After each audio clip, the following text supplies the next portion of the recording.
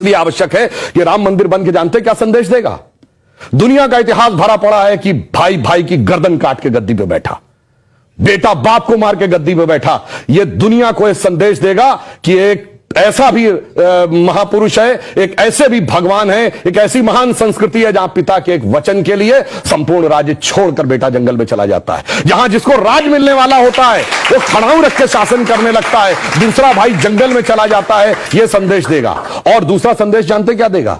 आज दुनिया में देखिए क्या है, रशिया ने यूक्रेन पर अटैक किया हुआ है, हमास ने इजराइल पर अटैक किया हुआ है, चाइना ने पहले तिब्बत को एक्वायर किया, अब ताइवान के ऊपर नजर है, कुवैत को इराक ने कैप्चर कर लिया। एनेक्सेशन, सब्जुगेशन एंड डोमिनेशन, पूरी दुनिया में कॉन्फ्लिक्ट है।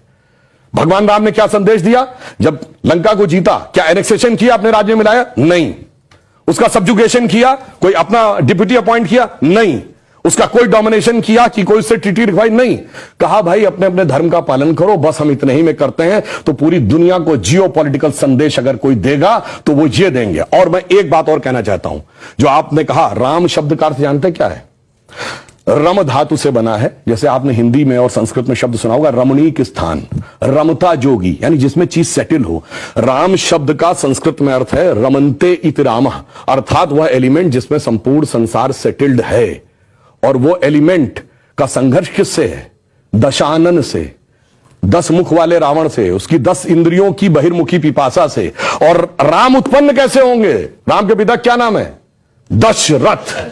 तो 10 इंद्रियों को रखेंगे तब भगवान, तब डिवाइन एलिमेंट आपके अंदर उत्पन्न होगा। Extrovert tendency of all the 10 senses को डिस्ट्रॉय करेगा और धर्म स्थापित होगा। जब ये कहने लगते हैं ये राम वो राम, तो मुझे जानते क्या नजर आता है? वही बच्चों को एलिमेंट्री पढ़ाया जाता है 1 2 3, फिर आगे जाके वो फ्यूचर में एमएससी मैथमेटिक्स भी करता है, बैलिस्टिक इक्वेशन भी बताता है। पर ये कहेंगे नहीं वो बैलिस्टिक इक्वेशन है तो फिर तो 1 2 नहीं पढ़ाना चाहिए, क्योंकि वो तो अलग है। मैं पहले भी उदाहरण दे चुका हूं। 4 - 3 = 1 होता है। आप सब ने जब क्लास 2nd 3rd में एडिशन सब्सट्रैक्शन सीखा, अगर आप 3 - 4 करते टीचर डांट देती थी। बेवकूफ ये नहीं पता 3 - 4 नहीं हो सकता, पर 3 - 4 होता है -1। ये बताएंगे -1 का स्क्वायर रूट होता आई, जो सारी बैलिस्टिक इक्वेशन का मेन अंग। तो उस लेवल पे पहुंचिए तो समझ में आएगा जिसको आप कह रहे हैं बचकाना है वो कितना आलीशान है, ये जाके समझ में आएगा। डॉक्टर कलाम से पूछिए तो -1 के स्क्वायर रूट का अंतर समझ में आएगा। तो राम की कथा बहुत गहरी है और इसीलिए रामचरितमानस क्यों लिखा है? राम के चरित्र को मन में धारण करिए। रावण हर चीज में राम से बड़ा था जब राम लीला कर रहे थे। वैसे तो वो ईश्वर है, हर चीज में बड़ा, पैसे में बड़ा, उनके बाद सोने की लंका, उसके बाद रावण रथी विरत रघुवीरा। अगर देखा जाए पावर में उनसे ज्यादा बड़ा, 10 आदमियों की ताकत उसको, उनसे बड़ा पंडित मुस्सा जोधा, और ना कोई दूजा है, अपने शीशों को काट काट शंकर को मैंने पूजा। वो कहता इतने बड़े पुजारी तो राम भी नहीं थे, फिर किस कारण से वो हार गया?